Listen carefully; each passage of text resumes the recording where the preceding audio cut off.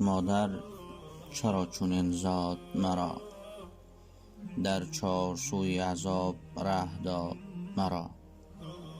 از سینه گرم خویش بیرون کرد، در سینه سرد خاک بنهاد مرا. بعداً السلام علیکم دوستان عزیز و مهربانم، شخصانی که این لحظه صدای مرا میشنوید. امروز خواستیم بهرتان قصه کلینی را که از زندگی خود قصه می کند بهرتان پیشکش نماییم. میگوید جوان دختر یتیمی غیر از مادرش کسی نداشت. شوهر کرد بدبختانه شوهرش نهایت مرد درشت خوی بود و در حقش خیلی ظلم و ستم میکرد. نه تنها شوهرش، حتی اهل عائله‌اش نیز با او معامله بد میکردند. شب و روز مثل خدمتگار کار میفرمودند، ولی با وجود آن دشنام و اذیت زیاد میکردند. بعضا حتی میزدند. زن بیچاره از ناچاری به مادرش شکایت میکرد، ولی مادرش یگانه کمکی که از دستش می آمد همراه گریه کردن بود و خلاص. به همین حال 10 سال گذشت. مناسبت شوهرش به اهل شوهرش بدتر شده بود. روز مادر آن زن ستم دیده بیماری وزدین شد. احساس کرد که مرگش نزدیک است. زن گریه کرد و گفت مادر جان، تو یگانه شخصی هستی که مرا دل برداری می کردی، پس من به تو چی کار می کنم؟ مادر گریه کنان گفت اگر پس از مرگ من دلت تنگ گردد به خانه ام بیا، رکعت چند نماز بخوان و هنگام سجده درد دلت را به الله بگوی. میگوید بعد از چند مادر از عالم چشم پوشید. پس از گور و چوب مادر یگانه شخصی تسلی دهنده زن گویا در عالم تنها ماند. دیگر کسی نمانده بود که دل خالی کند، از حال بدش شکایت کند. از روی وصیت مادرش هفته 1 مرتبه به خانه مادر می آمد، نماز می خواند و به الله تعالی راز دل می گفت. چون 1 ماه با این منوال گذشت، اهل خانواده شوهر این روای او را پی بردند و به شوهرش گفتند همسرت به خانه مادرش می رود، در حالی که آنجا کسی زندگی نمی کند. غمگین می رود ولی شاد و تبسم کنان بر می گردد. حتما با کسی وا می خورد. همسرت به تو خیانت کرده ایستاده است. شوهر از این سخنان در غضب شد و قرار کرد که همسرش را هنگام خیانت دستگیر کند. روزی که همسرش به خانه مادر رفت، آهسته از قفایش رفت، دید که همسرش طهارت کرده و نماز آغاز کرد. سجده دور و دراز می کند. بی صدا نزدیک شد، شنید که در سجده گریه می کند و می گوید پروردگارا، شوهرم را هدایت کن، اهل عائله‌اش را هدایت کن، آنها مرا اذیت می دهند.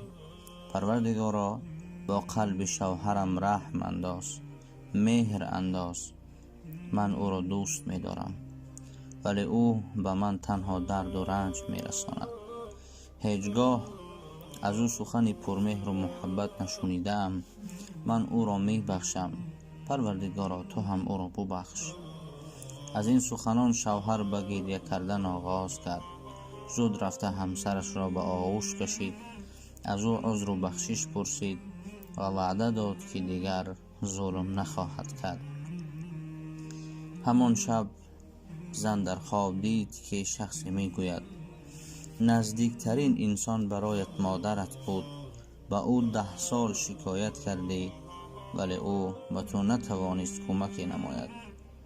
همگی یک ماه به الله تعالی شکایت کردی، الله تعالی دعایت را قبول کرد و مستجابش کرد و حالت را به بهترین حال تغییر داد. بدان که رحمت الله از رحم مادر نسبت به فرزند نزدیکتر است. سبحان الله که با یک دعا حالت بنده اش را تغییر می دهد. سبحان الله که به ما از مادرمان مهربانتر و نزدیکتر است. بله دوستان عزیزم، ببینید که با یک دعا کردن الله متعال زندگی دختر را تغییر داد. خطاب به من به سوی دخترانی هست که در چنین زندگی ها قرار دارند. خواهش کردم می شود که یگانه کاری که شما می توانید بکنید تنها به الله خویش راز و نیاز بگویید. هر چیزی که در قلب خود دارید الله متعال میگه مرا دعا بکنید، یک بار دست به سوی من بردار، دعا بکن و دعای تو را اجابت میکنم، قبول میکنم. در آخر یک چند مصرعی برای مادر در وصف مادر میگوییم: جهانی را پی اعجاز دادن، فضایی را پی پرواز دادن، شما را مادران زادن، روز زمین را همچو پایانداز دادن. ایا مادر، مادری من تو بودی، گل اول بهاری من تو بودی، نکوشد چشمه شعر و سرودم، زیبس سرچشم داری من تو بودی. ایا مادر، تو را یاد کردم، در تنهایی چشم می پوشم و صدای خنده هایت به گوش می رسد. وقتی چشم می کشایم این صدا خاموش می گردد، زیرا این صدا تصور از خاطراتم بود. تو را یاد کردم مادر جان. این چگونه سخنهای برایت بگویم تا تو در نزدم حاضر شوی و تو را آغوش بگیرم، سرم را بالای کتفانت گذارم و راحت کنم. آه مادر جانم، چشمانم از یاد تو همیشه نم هست. چقدر وزنین، چقدر مشکل این دوری از تو هست. تو را یاد کردم مادر جان. بیا مادر، دست بر سرم بگذار. دلی مثل موجهای دریا پرتلاطم گشتم را آرام نما. بیا که من با تو راز دل بگویم مادر جان. ای رحمت خداوند، تو بزرگترین شخص حیات هستی، زیرا با این همه بزرگی مرا بزرگ کردی. ای جنت پروردگار در روی زمین، تو وسیله خوشبختی حیات من، زیرا تو مرا بزادی، بهر من شبها در سر گهوارم نشسته به خوابی کشیدی. دو جویبار شیرت را از من دریغ نداشتی. تو را یاد کردم مادر جان. تو مثل گل هستی، از بوی خوشت جهان معطر است. ایا مادر، تو را یاد کردم. از این دوری دلم شکسته است مثل نماز مسافر. اینک رسیدیم به پایان قصه دوستان عزیز و مهربانم. از شما خواهش کرده می شود ویدیو را به دیگر دوستانتان بفرستید و فکر و عقیده های خود را در زیر ویدیو بنویسید که چگونه ویدیو برای شما پسند است، در کدام موضوع باشد و بنده کوشش میکنم که براتان بهترین قصه ها، بهترین سخن ها را پیشکش نمایم. با شما بودم بنده عبدالله. یک شما را از برای الله پاک دوست می دارم. خواهش من تنها همین است که در حق بنده به دعا باشید. السلام علیکم و رحمت الله تعالی و برکاته. یک برادر در یوتیوب کانال گشوده است به نام خانواده نمونه. از یک شما خواهش کرده می شود که در اومده در کانال برادر آبونه شوید و ویدیویشون را به دیگر دوستانتان بفرستید و فکر و عقیده های خود را در زیر ویدیوش بنویسید. دستگیری شما پیشروی ماست. السلام علیکم و رحمت